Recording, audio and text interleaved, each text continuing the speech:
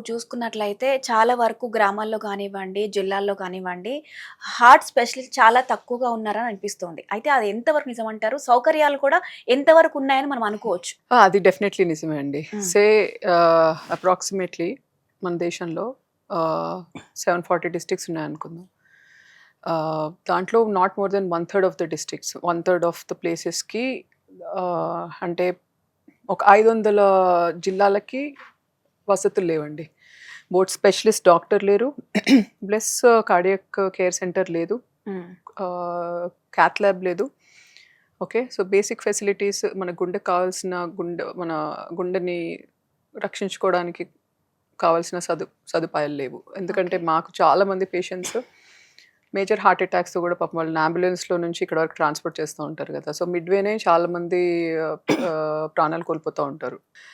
We are in dire need of it. అయితే ఇదే అడగాలనుకున్నాను నేను. హ్మ్. ఇప్పుడు హ్మ్. గ్రామాల నుంచి ఎక్కడైతే ఈ స్పెషల్ హాస్పిటల్ ఉందో అక్కడికి తీసుకురావడానికి చాలా టైం పడుతుంది. అవును. ఈ మధ్యలో కూడా చాలామంది అవును. ఎక్స్‌పైర్ అయిపోతూ అవును. ఉంటారు. అవును. సో, ఈ ఈ టైమ్ గ్యాప్ ఎంత ఉంటుందంటారు? ఒకసారి హార్ట్ అటాక్ వచ్చింది అనంటే ఎంతలోపు హాస్పిటల్ తీసుకురావాలంటారు? హార్ట్ అటాక్‌లో హ్మ్. Time is muscle. మనం ఎంత ఆ! టైమ్ లూజ్ అవుతా ఉంటే అంత మజిల్ డ్యామేజ్ అవుతా ఉంటుంది. Okay. I'm not saying heart attack వచ్చిన ప్రతి ఒక్కళ్ళు ప్రాణాలు కోల్పోతారని చెప్పను. కానీ హ్మ్. ఏ పేషెంట్ ఎట్లా రియాక్ట్ అవుతాడో మనం చెప్పలేము. ఓకే. హ్మ్. నడుస్తూనే రావచ్చు. పేషెంట్ ఓపీకి హ్మ్. రావచ్చు, ఈ ఎమర్జెన్సీకి రావచ్చు, ఎక్కడికైనా రావచ్చు. నడుస్తూనే హ్మ్. రావచ్చు. కానీ ఆ తర్వాత గుండె ఎట్లా బిహేవ్ చేస్తుంది అది మనం చెప్పలేము. ఒక్క రిథమ్ ఇష్యూ వచ్చినా గానీ సడెన్‌గా హార్ట్ రేట్ 300-600 టైమ్స్‌కి రేస్ అవుతుంది. అట్లాంటి రిథమ్ ఇష్యూ వచ్చినా గానీ ఏదైనా గానీ అవ్వచ్చు. ఆహ్, సో, చెప్పలేము మనం హ్మ్. డెఫినెట్‌లీ. ఏ పేషెంట్ ఎట్లా రియాక్ట్ ఓకే. అవుతాడు అని చెప్పలేము. సో, ఎవ్రీ మినిట్ ఇంపార్టెంటే. హ్మ్. కాకపోతే ఒక గోల్డెన్ పీరియడ్ ఉంటుంది. విండో పీరియడ్ అని. హుహు. 90 మినిట్స్ చెప్తాం. So, within okay. 90 మినిట్స్ మనము ఓపెన్ చేయగలగాలి ఆర్టరీని. ఓహ్! ఒకసారి ఓహ్! అట్‌లీస్ట్ నా నోటిఫికేషన్‌కొచ్చిందనుకోండి, పేషెంట్‌కి అటాక్ వచ్చింది అండ్ పేషెంట్ నా సెటప్‌లో ఉన్నారనుకోండి.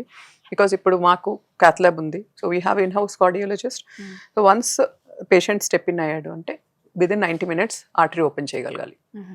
ఒకవేళ ఆ ఫెసిలిటీ లేదనుకోండి, అట్‌లీస్ట్ మనకి డయాగ్నోసిస్ అయిన తర్వాత కొన్ని మెడికేషన్స్ ఉంటాయి. రక్తం కరిగిపోయే అంటే బ్లడ్ క్లాట్ కరిగిపోయే ఏజెంట్స్ ఉంటాయి. థ్రాంబోలైటిక్ ఏజెంట్స్ అంటాం. అట్‌లీస్ట్ ఆ ఇంజెక్షన్ అయినా ఇవ్వగలిగితే ఆ బ్లడ్ క్లాట్ కరిగిపోయి అట్‌లీస్ట్ రిస్క్ తగ్గుతుంది. అలాగే డాక్టర్ గారు చాలామంది ఇప్పుడే పుట్టిన పిల్లలు ఒక 6 నెలల పిల్లల లోపల ఈ పిల్లలకు కూడా ఈ పసి పిల్లలకు కూడా హార్ట్ అటాక్ వస్తున్నాయి అని వింటున్నాం మనం. అది నిజంగానే ఎంతవరకు నిజమంటారు అసలు? నిజమే. కానీ పసిపిల్లల్లో వచ్చే హార్ట్ అటాక్‌కి కారణం పెద్దోళ్ళకి అడల్ట్స్‌కి వచ్చే హార్ట్ అటాక్ కారణం కంప్లీట్‌లీ డిఫరెంట్. ఓకే. అడల్ట్స్‌కి వచ్చే దాంట్లో కొలెస్ట్రాల్ డిపాజిషన్ గాని, లేకపోతే ఆ బ్లడ్ వెసల్ ఆర్టరీ కొంచెం డ్యామేజ్ అయ్యి బ్లడ్ క్లాట్ అవ్వడం గాని, సో పాథాలజీ కంప్లీట్‌లీ డిఫరెంట్. చిన్న పిల్లల్లో వచ్చే పాథాలజీ కంప్లీట్‌లీ డిఫరెంట్. మీరు అడిగినట్టు హ్మ్. నెలల్లో పసిపిల్లల్లో గాని, అప్పుడే పుట్టిన పిల్లల్లో వచ్చేదేంటంటే బై బర్త్ వచ్చే హార్ట్ డిఫెక్ట్స్ అవి. కంజనైటల్ హ్మ్. హార్ట్ డిసీజెస్ అంటాం. హుహు. వాళ్ళకి మోస్ట్ కామన్‌గా ఈ గుండెకు సప్లై చేసే రక్తనాళాలు అబ్నార్మల్ కోర్స్ తీసుకుంటాయి. హ్మ్. అబ్నార్మల్ కోర్స్ వల్ల మేజర్ హార్ట్ స్ట్రక్చర్స్ మధ్యలో నుంచి ట్రావెల్ అవుతాయన్నమాట. సో, ఆ కోర్స్ అబ్నార్మల్‌గా ఉండడం వల్ల ఆర్టరీ కంప్రెస్ అయిపోయి హార్ట్ అటాక్ వచ్చే ఛాన్స్ ఉంటుంది. హుహు. వాళ్ళకి అడల్ట్స్‌కి వచ్చే heart attack completely different. Okay. Treatment different, pathology కూడా డిఫరెంటే. ఆ! ఓకే. వాళ్ళకి చిన్న పిల్లలకి వచ్చే దాంట్లో ఖచ్చితంగా సర్జరీ చేయాల్సొస్తుంది. హుహు. ఎందుకంటే వాళ్ళకి only those the the it's called as anomalous coronary course. హుహు. కొరోనరీస్ అంటే రక్తం గుండెకి రక్త సరఫరా చేసే రక్తనాళాల్ని కొరోనరీస్ అంటాం. సో, అవి అబ్నార్మల్ కోర్స్ తీసుకుంటాయన్నమాట. హుహు. నార్మల్ పాత్‌లో కాకుండా అబ్నార్మల్‌గా ట్రావెల్ చేస్తాయి అవి. సో, అవి కంప్రెస్ అయినప్పుడు హార్ట్ అటాక్ వస్తుంది. అండ్ యూజువల్‌గా వాళ్ళకి వేరే మేజర్ ఇష్యూస్ కూడా ఉంటాయి. Heart developmental issues. సో, వాళ్ళకి సర్జరీ చేయాలి. ఓకే. ఇమ్మీడియేట్‌గా చేయాల్సొస్తుంది. సో, హుహు. వాళ్ళకి వీళ్ళకి ట్రీట్మెంట్. అడల్ట్స్‌కి, చిల్డ్రన్‌కి డిఫరెంట్. పుట్టిన పిల్లల్లో హార్ట్‌లో హోల్ అంటూ ఉంటారు. అది హార్ట్‌లో హోల్ ఎందుకొస్తుంది? అలాగే కొంతమందిలో ఒక ఏజ్ వచ్చిన తర్వాత గూడా హార్ట్‌లో హోల్ ఉందని చెప్పి అప్పుడు బయటపడుతుంది. సో, అంటే రీజన్ ఏమంటారు? హార్ట్‌లో హోల్స్ వచ్చాయి అంటే అది యూజువల్‌గా మనకిప్పుడు గుండెలో 4 గదులు ఉంటాయి కదా! సో, 4 గదులు ప్రతి గది ఇంకో గది నుంచి వేరు చేయబడుతుంది. హ్మ్. మధ్యలో ఒక వాల్ వాల్ లాగా ఉంటుంది. ఉంటుంది. సో, వాల్ కంప్లీట్‌గా డెవలప్ అవ్వలేదు అనుకోండి. హుహు. డెవలప్‌మెంట్‌లో ఏమన్నా ప్రాబ్లమ్స్ ఉంటే హోల్స్ రావచ్చు. ఓకే. ఓకే. ఆర్ మదర్ మదర్‌కి ఏమన్నా వేరే ఇష్యూస్ ఉన్నాయనుకోండి. ఎనీ ఇన్ఫెక్షన్స్ గానీ, కొన్ని కండిషన్స్ ఉంటాయి. ఆర్ మదర్స్ ఏమన్నా కొన్ని మెడికేషన్స్ గానీ, ఆల్కహాల్ ఇంటేక్ గానీ, స్మోకింగ్ బేబీ కడుపులో ఉన్నప్పుడు, ఇట్లాంటి కాజెస్ వల్ల రావచ్చు. ఆర్ ఇప్పుడు ఎల్డర్లీ ప్రైమీ అంటాం. అంటే 30 ఏళ్ళు దాటిన 30 ఏళ్ళు పైబడ్డ యువతులు వాళ్ళు లేట్ ప్రెగ్నెన్సీస్ అన్నమాట. సో, వాళ్ళల్లో కూడా పిల్లల్లో కార్డియాక్ ఇష్యూ వచ్చే ఛాన్సెస్ ఎక్కువగా ఉంటాయి.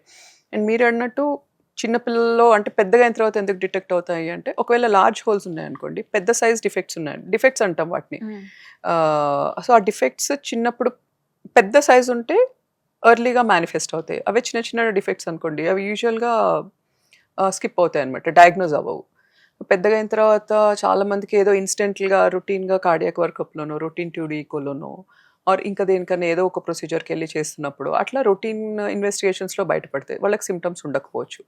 కొంతమంది సింప్టమ్స్ ఉన్నా సింప్టమ్స్ నెగ్లెక్ట్ చేస్తారు. సో, అవి పెద్దయిన తర్వాత పెరుగుతున్న కొద్దీ ఆ సింప్టమ్స్ పెరుగుతా ఉంటాయి.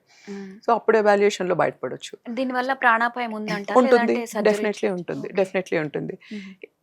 పెద్ద డిఫెక్ట్స్ ఉన్నప్పుడు, పెద్ద హోల్స్ ఉన్నప్పుడు ఎంత ఎర్లీగా మనం అడ్రెస్ చేయగలిగితే అంత బెటర్ ఉంటుంది. Okay. The longer we delay complications risk కానీ, హార్ట్ ఫెయిల్యూర్ రిస్క్ కానీ, హుహు. ఒక్కోసారి క్లోజ్ చేయలేని సిట్యుయేషన్ రావచ్చు. ప్రెషర్స్ హుహు. పెరిగిపోయి, హార్ట్‌లో ప్రెషర్స్ పెరిగిపోయి, ఇంకా మనం క్లోజ్ చేయలేమనమాట. హుహు. అప్పుడు ఆక్సిజన్ శాతం పడిపోవడం ఇవన్నీ జరుగుతా ఉంటాయి. ఓహ్! ఆ టైంలో క్లోజ్ చేసినా గానీ అది ప్రాణాంతకం.